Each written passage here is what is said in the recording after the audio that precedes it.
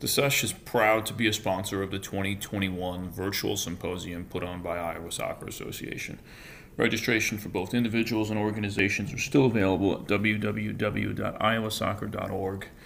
The $250 organization pass gets your entire staff, whether it be paid or volunteer, into the symposium to see this world-class lineup. Whether you're an in-state or out-of-state program, all are welcome. Club, high school, college, or any program interested in obtaining more soccer education for your staff should take advantage of this tremendous offer.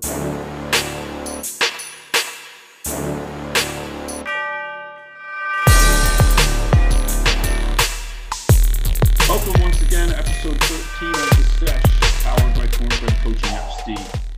In a game where possession is paramount, being able to transition and pressure when we lose the ball has become important, especially in the final third.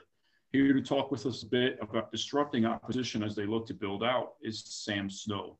Sam is currently the Executive Director for Liberty Soccer Club and Blue Springs Youth Soccer Association. Sam, welcome to the Sesh. Yeah, thanks for having me. I'm excited for it. You better be. So I know you've been working on your session. We got it, and it looks good, so I'm excited to dive into it. Also excited to help us out and help with the conversation. Once again on the panel is Sue Barr and Ross Moffitt. Sue, Ross, how are we doing this Friday afternoon? Awesome. Doing fantastic, Damien. Happy to be here again. Awesome. It's like you guys are like every Friday in my living room. Or your kitchen. Yeah, sometimes I'm in the dungeon today. So, special guest to the panel is Brian Turner, owner and creator of No Stress Midwest. Brian, welcome to the panel. Tell us a little bit about No Stress Midwest and what you guys are doing over there. Yeah, for sure. Thank you, Damien. How's it going, everyone? So No Stress Midwest is a company I created back in 2018. It was a soccer training business. I had about 5 kids. This was at the same time I left my corporate America job to just pursue coaching full time. Now it's 2021. We're at over 150 kids, 6 teams, 2 other trainers, and it's kind of grown into a tutoring service now where we have teachers on staff that, just like you would book me as a trainer, you would book a social studies teacher for social studies tutoring or training, however you want to use the words. We started a podcast as well. We're in our 3rd season. That's No Stress Midwest podcast, where we're just talking to various players, either in the game currently as professionals, college players, coaches. This next season is Black Excellence that we're doing. The following season will be Soccer Entrepreneurs. So just kind of talking to people in the football game and seeing, hearing their stories. So I'm just happy to be here, and I'm looking forward to Sam and seeing this session. It's great. I went onto your website last night and took a look at some of the stuff. I listened to a couple of briefly. I'm not going to listen and say I listened to all of them, but I listened to a couple for sure. 20 minutes just to get an idea of what it is you guys are doing. Definitely need to get on one of those champion hoodies. So awesome. I can set that up.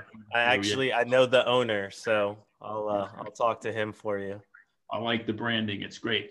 So Sam, if you want, you've got the screen share is yours. So whether or not you have your PowerPoint, or if you want to jump into the coaching manual or bounce back and forth there as well, you jump in and take over.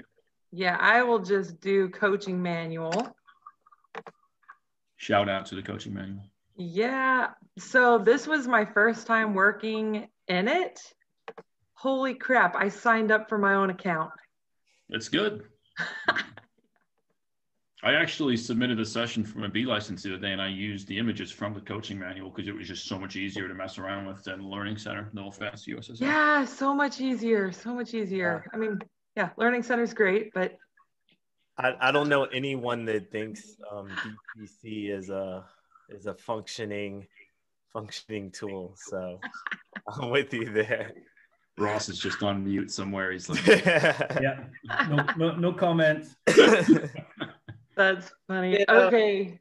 So do you want to just get right into it? Yeah, let's go and tell us what you got. All right. Questions lined up. So All right, cool. Yeah, so when I joined you and Sue last month for just a little chat, and then at the very end, you asked like, what's my go-to session? You know, visiting other clubs or doing clinics, camps and stuff like that. And yeah, defending. So this first exercise, a little activation, warm-up activity, the add one. This is one that I always go with and then adjust it to work with whatever group that I'm working with. And then the 6 goal game with defending, and then whatever area of the field that we have. And then again, based on the team that I'm working with, what the coach is looking for, then can do, you know, defending in the defensive third, defending in the attacking third. So I just kind of have that, the ball and then kind of adjust it based on who I'm working with. So what I have today is kind of my morphed session, specifically what I've been working on with our 06 boys. And it's good because I was able to run this last night with them. One of the teams that they're playing next weekend in their tournament is a team that they played back in December, ended up tying 3-3. And they were down 3-0 at halftime. And once they figured out like, okay, we can press them and actually win the ball if we put them under pressure higher up on the field, we can have some success. So seeing that we are going to be playing them again in a couple weeks, kind of tweaked this defending session now to fit them and get them ready for that game. Yeah, so this little activation activity, it's an add one. And I like this because it's, let's see if I can do our little edit. I was having so much fun in here last night. All right. So the ball starts with the attacking team and going with, you know, U.S. Soccer Coaching Learning Center themes. Red is our opponent team and the blue triangles are the folks that we're working with, the kids that we're working with. So ball starts being played into one of the opponents who's going to start on the dribble, and first defender goes out, and it's a 1v1, and then this can build up into a 4v4.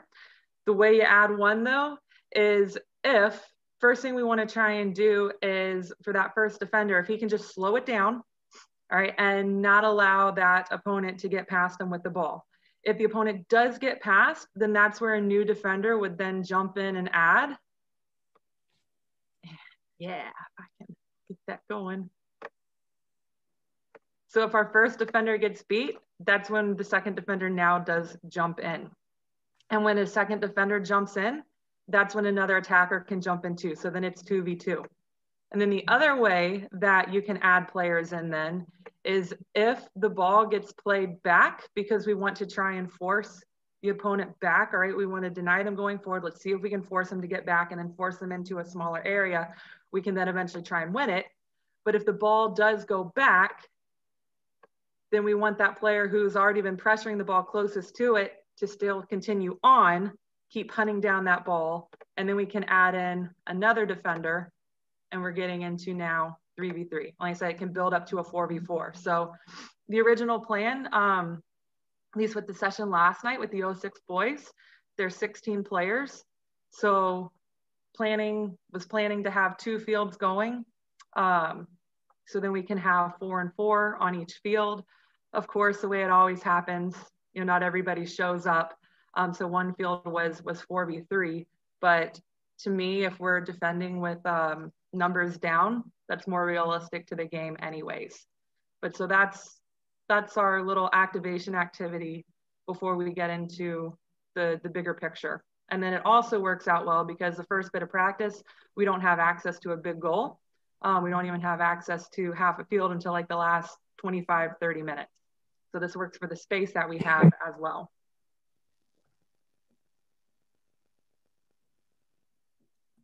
Hey, Sam. Mm-hmm. So there's so many great things in here, and you can see how right away that you can start to make this functional, where you can, right away you're looking at your first pressure defender is the 9. Can you talk a little bit about that? Yeah. Yeah. So, and it's very with with our kids, it's very intentional too. Okay, who I have on this blue team. So with the boys working with last night and preparing them for this game, we know who the 9 is, we know who the 7 is, we know who the 11 is, and we know who our back line is. So I made sure, at least first, okay, we have our defenders and the more defensive players, they're already on the red, and we're not switching around like that. So having the 9, 7, 11, 10 already on the blue team and ready for that. But yeah, so it's that that first player would be at least the 9, or if depending how it rotates, you know, it's a 7 going out, 11 going out. And then the original game that I then kind of morph out on, it's normally 2 small goals on the end lines. But because this is working on, and we're building in specifically to pressing in that final third, I put the 2 smaller goals for our attacking players to defend, because what we want to try and do is, if we can channel them inside, for these boys, we have numbers in the middle more than we do on the width, specifically training for the team that we're going to be playing against. They have 2 players in the midfield in the central. So we have that numerical advantage in the midfield. So we want to try and get them in the attacking third. We want to try and force it into the middle, and where we can win it there. So that's why I have these 2 little goals on the outside for them to defend. So they try and force it inside. And then one thing that I'm big on too with any of the teams that I work with is making sure, all right, we've got some keywords, we've got some buzzwords, and making sure that, you know, the coaches as well, that they've got these words, you know, with their kids. As soon as they say it, they know what's going on. And so many times with defending, especially with pressing high up, I mean, it's high intensity, it's high energy. There's just like so much going on. So if we're trying to say, you know, like force right or left or anything like that, I mean, I get dyslexic with, you know, the right and left anyways, when I'm even just coaching, you know, not even in the field in the middle of it. So very simple. We just inside, outside. That's what these boys understand. Some of the other teams I work with, that's what they like as well. So inside, get them inside. Outside, out to the lines. So that's why I have those little keywords down at the bottom. Sam, how do you, just from a management standpoint within this activity, so I think you're very intentional with the pass in, so the ball's being passed in and not dribbled in. Mm-hmm. Multiple reasons I could think of the top of my head. One would potentially be just to get that technique in, a little bit of passing, a little bit of receiving. Also possibly gives the blue defender time to close the ball down while the ball's traveling. Do you find that your players cheat a little bit within this activity and just receive and score towards the goal that's already open? And how would you combat that within a training session? Yeah, so they definitely do that. So with here, kind of put it on them, okay? They know that the ball is going to start, okay, it's either going to start on the right side or the left side. So whichever player is closest to the player receiving the ball, they're the one that's going to go pressure, whoever can get there first. And sometimes you'll have like 2 kids start to run out, and then, I mean, it's pretty obvious who's going to get there first. But then that also putting it on them too, to kind of organize themselves. They're engaged, they're focused, they're ready, but it also teaches them too, okay, we have to organize each other and we have to stay connected. Who's going? We don't want to have 2 people going at once, you know, full out blaring through, and then in one simple pass we're beat. But then also that's where, if that first defender does get beat because they've just gone on, you know, bat out of hell flying out of there, you know, that second defender is ready then to step in. And then we also talk about that recovery run as well. If you're that first defender and you get beat, let's get back and see if we can help and get back connected again and try and balance it out defensively. And I'm sorry, can I say hell on here? Yeah, no, you're fine. It's a family show, but I don't, you know. Yeah. No, I think that's after the 9 p.m. curfew.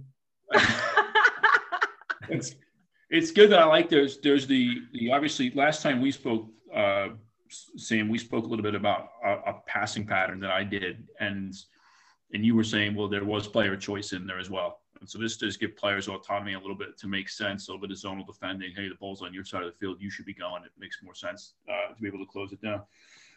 Hey, Ross, what were some initial thoughts you had? Sam, yeah, first of all, there's so much. I love that there's so much going on here in minute one of the session. I just think that's huge, and a real kind of message to our more grassroots coaches is that you can start getting on topic immediately. And not only are you on topic here, you're actually hitting, you're bringing out the keywords, you're bringing out the functionality. You talked about putting certain players in certain positions so that it's relatable or transferable maybe right away. Mm-hmm. I love all that stuff. And you've even gone as far to level of detail on the position of your goals, so that then ties into the tactical concept and the way you want to teach this session and ultimately teach the next game. So I just love that there's so much thought and detail going into minute one of the session, because sometimes I think coaches miss that teaching time, or, this is a warm up and we're 25 minutes in and we haven't even started the learning process. And so I just think that's awesome. So yeah, I like that a lot. And I guess my question would be maybe more so for the group than just Sam, but we have this balance of coaching or prepping for a game versus, okay, I've got my season plan of topics, my periodized tactical plan. What do you guys think about preparing the team for, this specific game, knowing they already played in December, I think, and there was some learning moments there, versus just sticking to your plan of, for the season in terms of what's going to be taught? Like, is there an age cutoff where you change that, or should we always be preparing for the next game? It's just it's a huge question that we're never going to solve today, but I'm just wondering what people's thoughts are on that. Yeah, I think as a high school coach, I love the idea of periodization, but it's just not a realistic thing for me, just due to the volume of games we have in such a short time. So I try to have an idea of, okay, maybe this week I want to accomplish this, but if I have 3 games that week, then it's very much, how do I try to accomplish this while still preparing for this game, or knowing that, hey, we just played yesterday and what I thought we were good at, I just saw that we're not. So now do I need to readjust defending in the defensive third before we even get to the middle third, or before we even get to the attacking third? Whereas I think if you're in a club situation where you have, let's say, if the younger, maybe you have them for 9 straight months, or if they're older, you have them for 6 months. But how do I then plan out to get to state cup? What's my end goal? How do I prep each training session to get me prepared for that, knowing we have minimal games on the weekend, or we have a tournament maybe here and then we don't have another game for a month or so? Yeah, I think it's relative. As Brian just said, obviously the high school situation is much different than the club situation maybe. And I think looking at, Sam says, an 06 boys team, so basically they're going to be 16U in the fall, 15U now. Maybe take a stab at it. If it's something that you could hit on, and know that later on the tournaments or the games this weekend, Sam? Next weekend. Yeah, so next weekend. It is something that I think you could train then and there, and maybe it is off your periodization, but there is development that you're going to be able to see within a match. Getting to 15, 16U, and maybe the development is taking a bit more shape on developing teams that have the mentality and the ability to take over and win games. So I think winning sometimes gets lost within a development process because we're afraid to say that we're coaching at times to win games. And I think we do need to teach kids how to win games at times as well. So it's tough, because if it was a 12U team within our club, Ross, the way we're trying to shape our game model and periodization this coming season, we probably wouldn't do it. Right. But I don't know if there's anything wrong with it. And I think that as well. So, which is, why it's a healthy question. But yeah, I do know that. I mean, I just wanted to get the thoughts of the group. So that, and I actually love that Sam you know, they noticed a problem, found a, you know, within, you know, even an in-game solution, if you will, and now they want to refine that. And I think that's fantastic, actually. I just wanted to throw the question out because I do think we get scared of the word win, or we get scared to prepare for certain teams or certain games. For me, that's part of the development process. And if anything, Sam's probably accelerated those young lads' development by tackling it this way. So, and it is kind of a thing too, where, you know, if you want to go USSF, you know, on here and coach the opposing team within this session, you could coach building out of the back under pressure here and get a 2-for-1 special, really. So I like it. You know, piggybacking off of what you're saying and what Brian was starting off, you know, with high school, if it's anything like the high schools that you guys play, you're going to play against some tremendous teams. And in addition to teaching a high press, I think that you really need to teach a mid block. Because if you're playing against the kinds of teams that have the ability to completely stretch the field on this full 70-yard width, they're waiting for the press so that they can break the press. So you have to also teach that mid block, which is, I think, really quite fun to do as a coach. Mm-hmm. I think it's valuable. I think you know, the only question, you know, that I would have, you know, about it, Sam, would be for you is what is the level of play of your team, just specific? I mean, like, how well do you compete? Are these kids that are going to be playing like high level at some point in time, or are they now? There's a few that are like higher level. I mean, this is in Georgia, like Classic 1 is the highest level within the state league. It's not ECNL or Premier League, MLS Next, anything like that. But so they're playing in that Classic 1 league, the highest state. And the majority of the teams that these boys play against, they're just very athletic teams. And the majority of our team, they're athletes, and they work their butts off. We've got 3-4 players that are very, very skilled and could be playing on, you know, some ECNL teams or MLS Next team. But I mean, we're a community club. And with this team, I mean, this is a group of friends. 8 of these boys play on their high school team together, the JV team together. Another 5 of them play together at another school. So they're just a very exceptionally athletic and hardworking group with a very good goalkeeper. He was injured in that game that we drew 3-3, but a very good goalkeeper and like 4 really talented players. Everyone else they're good, but they just really work hard. Yeah, I think it's great then, Sam, to be honest with you. I think that you need to be, I think that's part of their development then, is to be in those situations. If I had a big, strong, fast, athletic team, I'd be pushing them to press high up the field as well, because I think they could be good at it. You know? Heck yeah, that's like, well, once they figured it out in that game, if they just did it, they freaked the other team out. They forced those mistakes and got the goals. So. Yeah, no, and I think you can't tell I'm excited for that game. Yeah, when we talked last too, I think our clubs are very similar in their makeups, and I think sometimes it go away from your periodization for that one session and have at it and see if you can go away. And I think your next activity gets into more of the same. Your second activity. Tell us a bit about your thought process there. I think there's some similar points coming out in your design. Yes. Okay. What's the quickest way to get back to the session? I'm sorry. Just click on save. Save. If you want it. No, click on the back. I will edit this out too. That's fine. Okay. All right. Yeah. No worries. Oh, okay.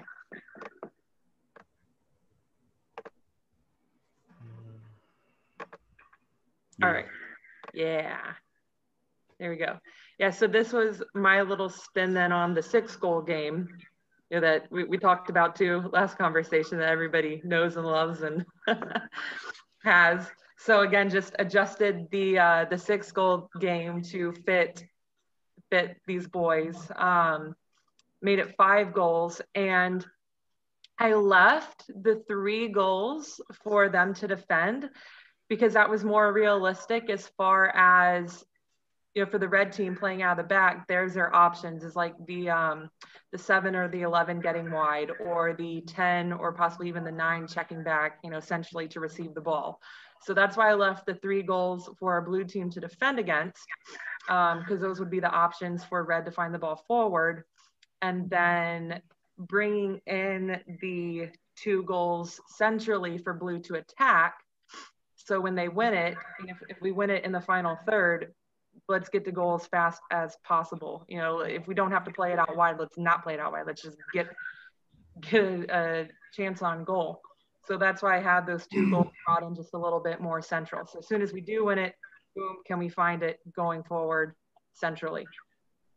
And then I've got, so the 9, the 7, 11, and then our 10, 8, and 6 for the focus team. And then the back 4 and the 2 central midfielders, so 6 and 10, trying to mimic almost what we think they'll be playing against next weekend, those 2 in the middle. Okay. Is there any initial take or thoughts from anyone on the panel? Yeah, I've got some questions. One, I definitely I like how you've adjusted it, right? If you don't have 6 goals, and the purpose of having them, the 2 for the attacking or for the blue team and the 3 for the red team, I understand that. A question I have is, I guess, how often are substitutions?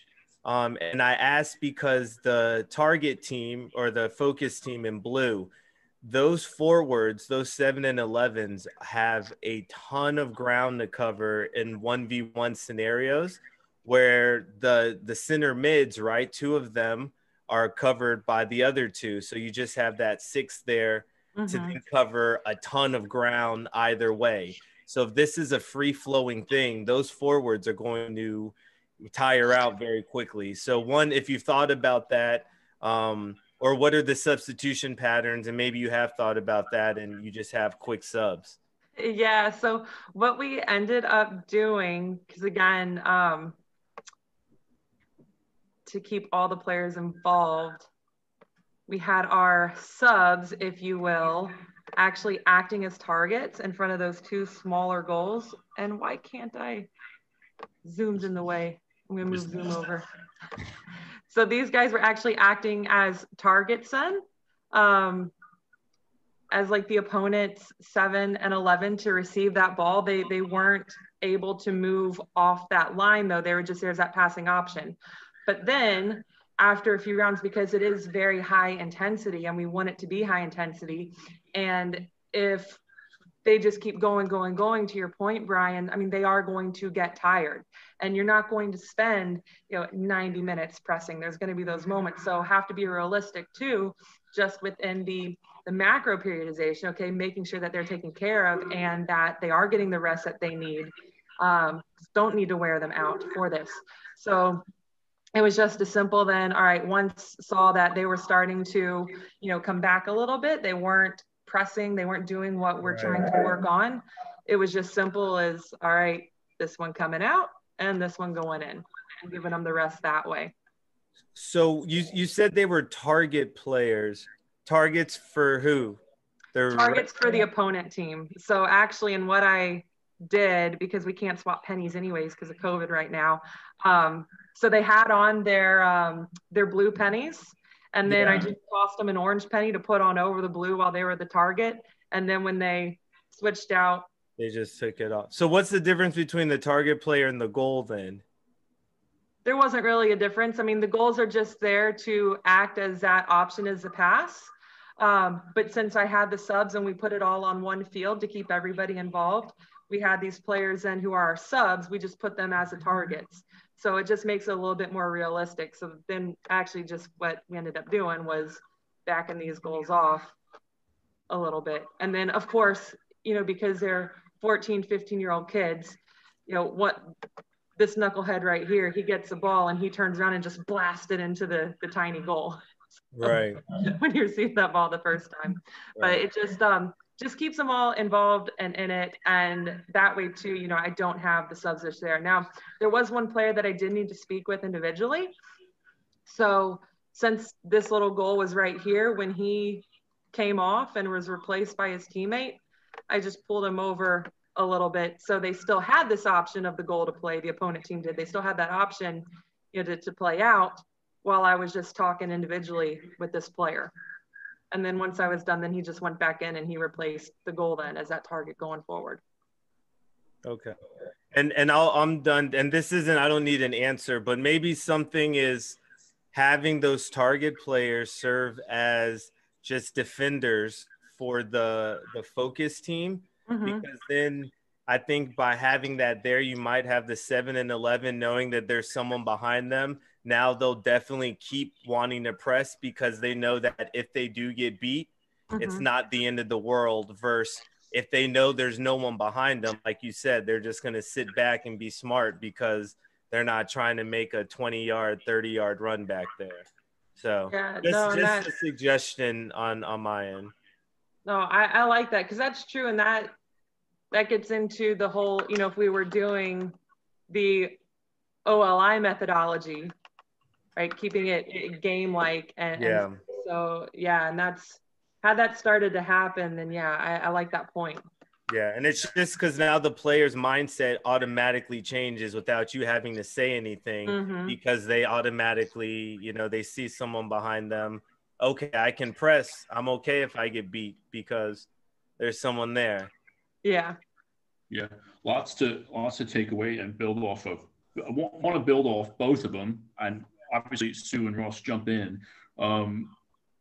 What would you do, Sam, as far as periodization here? Obviously, I'm going through some licensing right now, and I'm, you know, like John Cohn's world and my world don't make sense together. He's way smarter than I am, so I'm slowly trying to get, you know, better within, you know, the math and science that goes along with that. But do you build those rest work periods into your sessions, and what would you have for it within, you know, your 15U boys at this, you know, stage of their season? What would you be doing? Well, so they, at this stage of the season, they've just really now come back since the beginning of this month. So we're still trying to build back up from where we left off back in December. Some of them are playing for their school junior varsity teams. A lot of 8th graders are, some of them are not. So it's a mix of the fitness and endurance levels right now, and not just physically, but also like mentally and cognitively. Like, you know, the players that have been training with their JV team since January, I mean, they can stay focused a little bit longer than the ones who haven't been doing a whole lot. But for this, and then just pressing in general, I just make sure to build in enough, like being able to sub them out or switch out at least a team that is pressing to give them a break. Because the other thing too is once they start to sit back, then it's going to change the way the opponent is starting to play. And what we want the opponent to be able to do is to be able, like, we want to see them keeping the ball and connecting it, you know, trying to find a way to build out instead of just playing it at long. So yeah, it's so Sam, question for you. I'm sorry. This is sort of up with my daughter. Sorry. Wait, you what? Your daughter's there? Okay, she's all good. Never mind. Life just happens. No, life just happened. Yeah. It's real life. Yeah. But yeah, so I do plan out for the periodization and making at least within that. I mean, periodization is planning anyways. That's my biggest takeaway from what John Cohn said, because he's way smarter than I am too. But yeah, making sure that I am giving them enough adequate rest, and it doesn't always have to be like sending them for a water break. It could just be as simple as, you know, subbing the kids out in practice, or even you see they're starting to get tired. Maybe this is a good teaching moment to, you know, let's recreate and rehearse some things and do things slow motion so they can still see it instead of just sending everybody off and coming back on. Good stuff. Sorry. So what do you got? So Sam, I'm thinking about you as the instructor, right? So if somebody else was, running this session, or just from your experience, if your either focus group or non-focus group was having too much success or not enough success, how would you manipulate this session? So I'm thinking in terms of size or your number of players. Mm-hmm. So if the opponent team is having too much success and they are able to get out, then I would suggest doing, to Brian's point, adding in these players as a 2 and a 3. But if I did that, and we are like putting on the US soccer instructor cap right now, if we do that, then we have to have opposition. So I got to move my Zoom over again because now it's blocking my players. Yeah, because you have players. You're up to 14 players right now. I was counting. Mm-hmm. So you still have players based on the PDIs, right? Right. So then we're just adding in the 7 and the 11 for the opponent as well.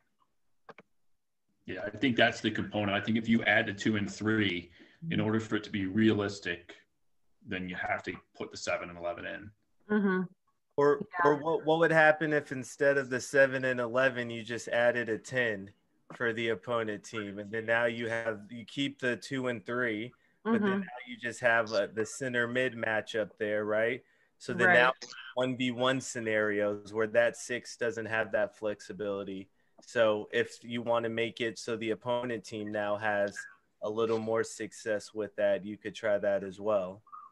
Yeah, definitely. And then also with that being, a 3v3 in here, and for the opponent team too, leaving those 3 goals in, that's going, hopefully, my plan is it's going to encourage them to keep the ball. Like, they don't have to take a risk to try and get to, the wide goal on the right side. If it's not on, all right, let's play it back. Let's play it back, swing it around, see if we can get out the other way. Let's see if we can, by moving the ball, unbalance the blue team and then find those gaps to play through. So then that goes back into what we're telling the focus team. Okay, we want to deny them being able to go forward. That first defender, try and keep the player with the ball. Let's see if we can keep them from finding that forward pass right away. Can we force them to play it out wide or right into the middle where we've got numbers, force them to play it back. So if it does get up into, they're 6 or 8, okay, can this player force them to play it back? So, and as that ball is getting played back, let's see if, we can start to creep in a little bit more and really lock it in and force that mistake. And if it happens, we keep creeping in and we don't win it necessarily, but we force them into where they can't find any of those gaps to try and play it out. They're just going to hit a long ball most likely. And for these boys, at least for this team, they've got a pretty good, like I said, they're athletic. They've got a pretty good, some of them are very tall. If that ball goes in the air, I'm okay with it. Cause I know that number one, they're all going to be challenging for it, whoever it's going to be near. And number two, majority of the time, we're going to win that 50-50 ball that's placed in the air. So if we can't win it, let's force that. Do you think, and then Ross, feel free to jump in too if you have anything. Do you think if you did this change, so if you added a 10 for the red team and for the focus team a 2 and a 3, with it being a 2v1 out wide on the focus team, would that almost go away from your game model though, of trying to get the ball into numerical situation numbers up within the center mid? Yeah, it would, because based on the game that we were preparing for, they just had a 6 and a 10. They didn't have that other player in there. It was just the 2 that were central, 2 center mids. And then they actually had 2 wide players. It's just, and that's and so speaking just about the goals, obviously you hit on it from the warm up about the goals within your game model, wanting to win the ball, central areas of the field.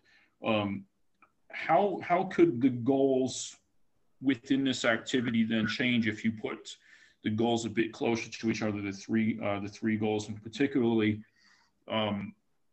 especially in your case, were they placed out wide not only for your game model but also to build maybe off what the opposition did while they were building out? Did you put that in? Yeah, it was. So they were out this way, out wide, to again, have the opponent team with the ball not really forcing it. They didn't really play that direct. They just tried to possess and keep it and build out. And when they found that gap, then they'd get there. But if it wasn't on, they were very patient. They were very disciplined too, and it was nice to see them play like that. But yeah, that's why I had those 3 goals that way. And then also because they did have those 2 wide midfielders, they never really did creep back that much to try and receive the ball. They just really stretched it. And then the other thing too is it's hard to really see the dimensions with this graphic, but we also didn't have that much space for this activity as well.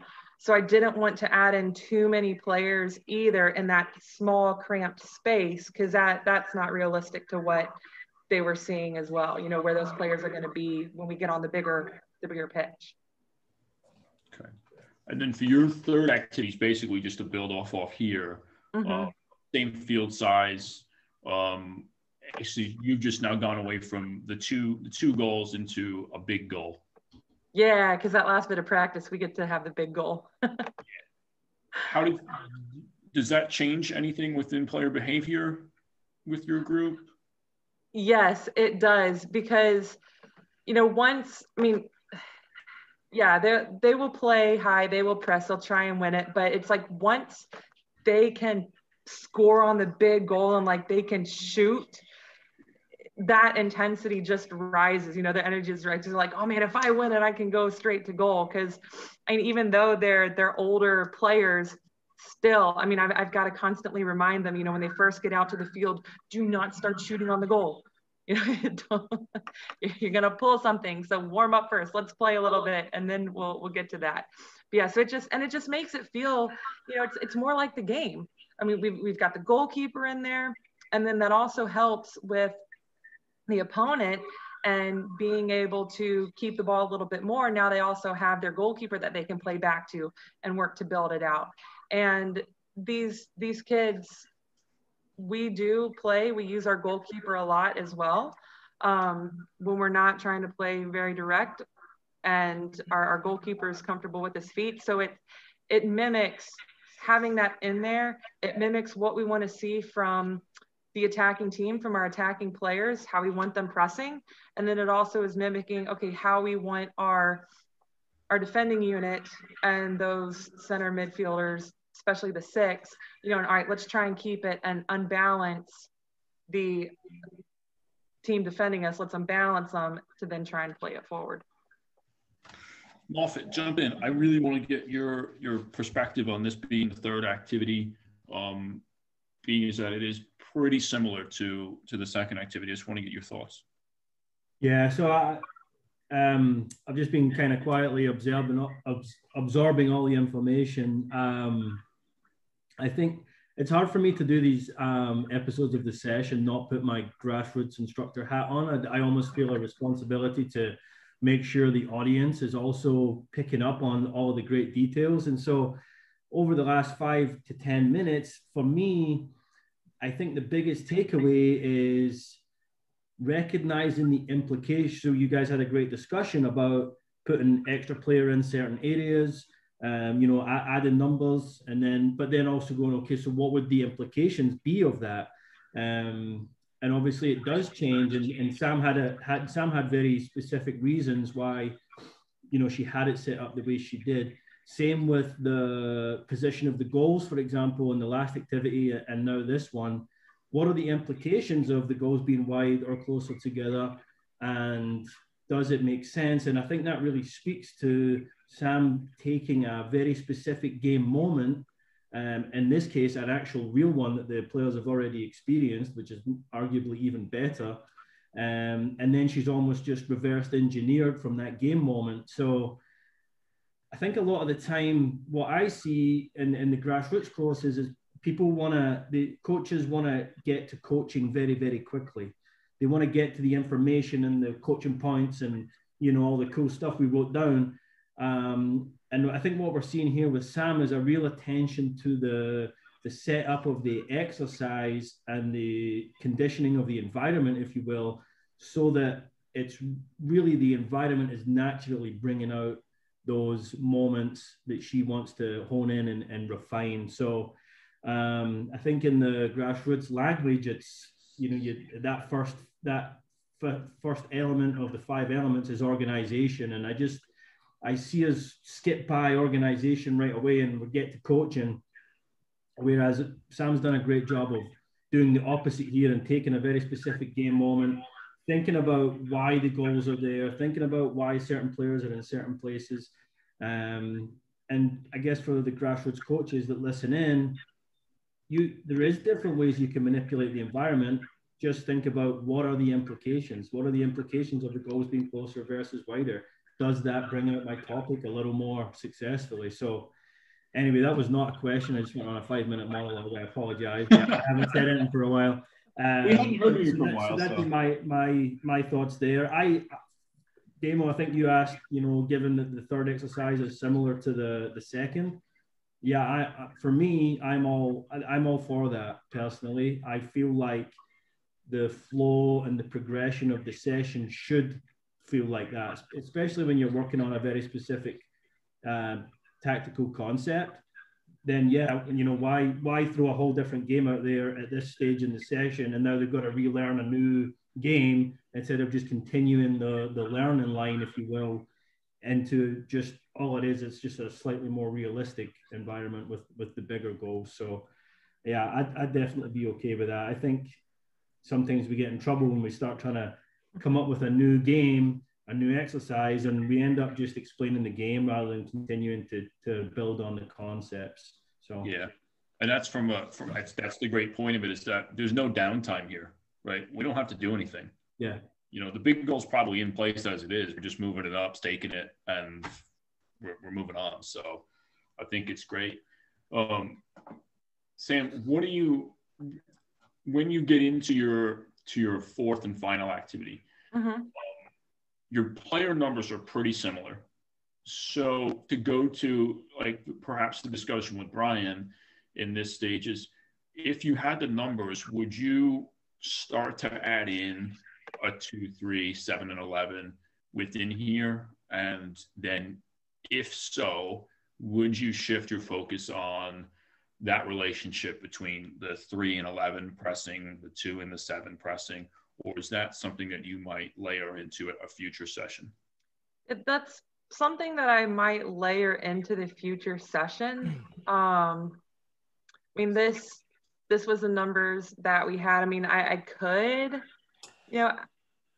wait, let me get to the edit. So I could have the 2 players where I added, the 9 for the opponent and the 4 for our team. I mean, I could have these guys where they're out wide, but what I really wanted to see, and then also just kind of get the players focused too. Okay, make sure that's really drilled home for the 7 and 11. You have to take care of that, the defender in front of you. And if they do start to get forward, it is your job to track them. So really putting that responsibility on them. And then if they did, I'm actually okay with the 6 being the one that goes out and puts the pressure on there. So that's why I have it set up the way it's showing right now with these players on the field. Okay, no, that's good. Obviously what we really try to bring out here is what I was talking to Brian yesterday a little bit is the why, and making sure that the 3 people that watch my show here understand why we're doing what it is we're doing when we're coaching. So So does anyone else have anything on this final activity? Are you letting the kids play predominantly here? Yeah, they're playing, and I'm just off on the side, kind of coaching some individuals. If I do have to pull one off to talk, did that, but mostly just letting them play unless there is something just very glaring. But the other thing too is, and I tell them, or what I told them last night was, hey, if you can score in the first 2 minutes, you win the game. We're done. So just to really get them on it and pressing, and they were getting some shots and they're winning it, but so our goalkeeper was making some good saves. So Sam, I have a question. What is the purpose of the 4 or 5 for the opponent and the 9 for the opposing team? So the 2 people in the middle circle. Okay.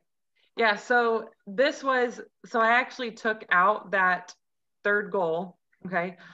So this would be, all right, if they can find, because and more than just the team that we're going to be seeing next week, a lot of them do play with some withdrawal 9s that would like to check back and get the ball, or almost like a 10-2, the teams that do have the 3 in the middle. But so this is that player that they're finding and using to connect with, all right, to create those 2v1 on our center back, our 4 and our 5. Because one of the things that we did struggle with in the fall with this group is a lot of the teams that we did play, that 9 would sit in between our 2 center backs, and when the 2 or the 3 was getting high, or it was played into the 8 at an angle, that 9 would check back, and our 2 center backs would be like, who's going? And the last thing we want is for that player to get the ball and turn and come at us, and then they've got their numbers going forward as well. So this was just kind of to layer in what we'd already been working on, was if this player is going to come back and try and be an option, okay, make sure that you're staying with him, or make sure that if he's getting deep, you are communicating. And that's part of the points we were talking about earlier in the session. Okay, staying connected, but also verbally staying connected, making sure that we're organized and we know who's where. So if he does get deep checking back, then we can pass on to here. So it's just adding in another layer to the game model, but still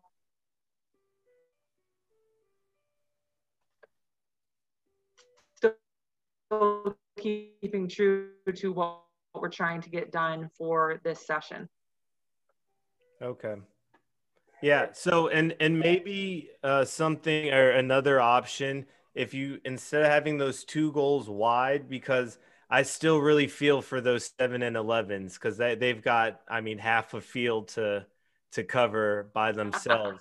Maybe move the 2 goals inward and angle them outward. Mm-hmm. And then you can use that 9 and 4 and 5 in the middle as 2 defensive players there. But now you have that forward serve as the 2 mini goals, even closer together at like the center, at the circles, and have them angled outwards. Yeah, and angled towards outwards. So now that serves as like a 9 that they could try to score in. And then those 2 people in the middle can then serve as those defenders possibly and help out with those 7 and 11, but you're still keeping them inward. Yeah, I like that. I'm stealing that, Brian. Someone in a coaching license course showed me that. And I wouldn't even say showed me. They just flipped the goal at an angle, and my whole mind was blown. I've never, like, holy smokes, look what you can do with that. So, yes. It was Ross, I think. Love it. Probably Vince.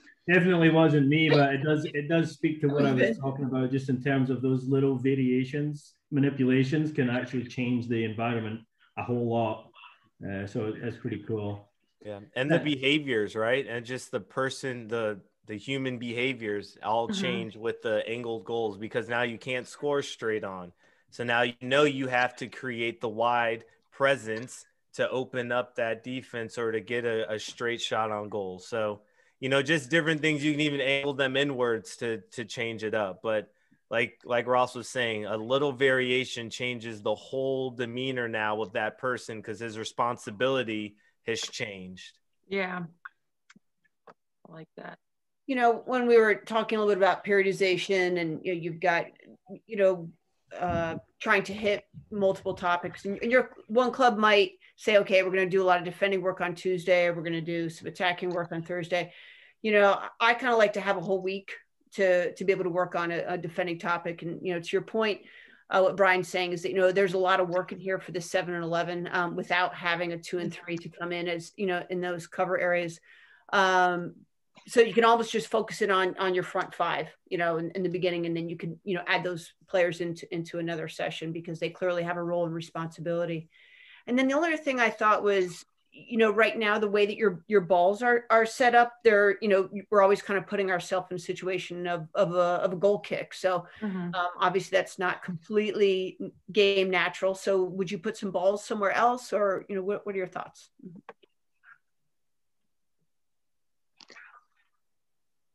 Yeah, so if it goes out for a goal kick, it goes out for a goal kick. If it goes out along the end line for the focus team, then they get to start with the ball, because that's another piece of it too. I mean, if it's always starting with, and this is where I think some coaches kind of get bogged down too within that element of repetition. They feel like anytime the ball goes out, every single restart has to start.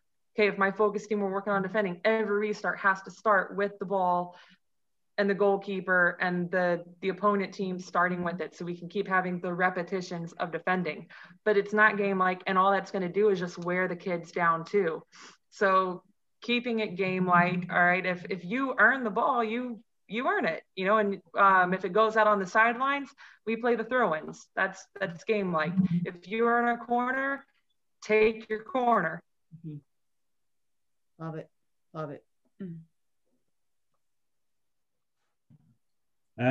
Okay, I think we're getting close to wrapping up, aren't we? But well, I guess one last question I would have is, in this session, but maybe just generally in all your sessions, Sam, you know, you said, you know, that getting to this stage of the session, you're more or less just letting them play and learn through the game. Where would you say you do the bulk of your teaching or conveying your points, or, you know, getting the real concepts across? At what point through the 4 stages do you feel like you try and really hammer that stuff? Mostly at least in this particular session, it would be first in that warm-up activity or activation activity, like really getting in, you know, what the role of person closest to the ball is and how we're going to stay connected, and just how we're connecting along with pressure, cover, balance. But for this one, it mostly is in those first 2. A little bit more in the 3 as well, but not quite as much in that third session or third exercise. But again, taking a little step back and seeing if they can, you know, solve the problem that we've just gone through. So it would, I guess most of the teaching in that first, second, some of the third. I didn't really follow OLI with this. It's more of a blend. Yeah, absolutely.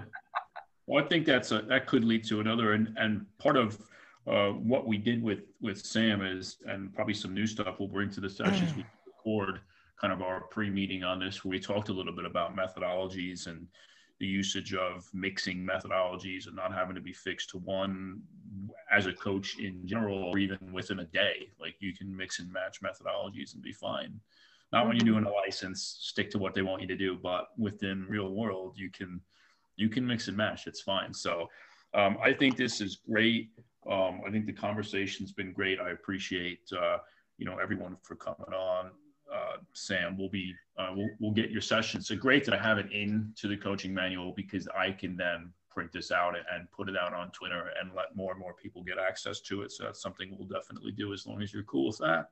Yeah, I am. I'm just I don't get dinged if I was submitting this for an assignment. Let me rotate and have my opponent going the right way. I'll have you clean it up. You let me know. You put your numbers in. Get some. Obviously, there's a lot of context and coaching points that you'd want to put in if it's going to be there for people to use. But yeah, for sure. Part of what we do is trying to get, not only empower people with information, but maybe have them be where they could take it, print it out, and implement it within their environment. So thanks again for coming out. It's been a real pleasure and an honor to get to know you after watching you at conventions and doing your thing over the past few years. So Brian, it's a great addition to have you on. We'll get you on the email list. And sure. Ross and Stu, always a pleasure to see you guys, to get to talk to you. Does anyone have any final takeaways before we jet? No, but tremendous job, Sam. Great job putting yourself out there and going for it. It was a lot of great content. So yeah, really thanks, appreciate it. Agreed, Sam. I thought it was very good. So even though my stuff was felt like trying to change it, it wasn't. I thought it was a very good structure there, just giving you different things to think about in different scenarios. Yeah, totally. And I mean, that's what happens too, with training and something, you never know what's going to pop up either. And just realizing that, to Ross's point before, whatever you do, okay, it's going to have a consequence. Something's going to happen. It's going to change. And you said it too, Brian, it's going to change the players' behaviors. So is it still going to be productive and follow along the learning lines that you have for your team and your season? Yep. Ross, do you want to give just a quick 30-second plug to this symposium here? Yeah. Building some stuff in, but the Sesh is a sponsor, and so it might be a great way to kind of highlight future education opportunities. Yeah, I would love to. The Iowa Soccer Symposium this year will be completely virtual for obvious reasons, but we do feel like we have a world, and I don't even think this is a stretch saying this, we do feel like we have a world-class lineup of presenters. Registration is still open. Let me just check. So it'll be the opening comments will be on Friday the 26th of February, but then the bulk of the learning and presentations will be Saturday the 27th and 28th of February. So yeah, I think we have a world-class lineup, an eclectic group of people as well. So a little bit of something for everyone, I think, whether even if you're a parent or a administrator within a club, I think we have something for everyone. And then obviously some great stuff. A couple of guests actually that have already been on the Sesh, such as Willie McNabb and Paul Bright. But yeah, it's very good. We're looking forward to getting everybody in Iowa and beyond together for just a great weekend of learning. No, it's going to be a great time. And so, and for anyone out there, it's open to anyone. So Sam, Sue, if you guys wanted to jump on, yeah, it's available to anyone. It's not just for people in Iowa, Brian, obviously as well. So with that, I will put that at our effort this Friday afternoon. For all of you that watch this, I appreciate you. We appreciate you here at the session. For everyone at Cornfed Coaching FC, we wish you well.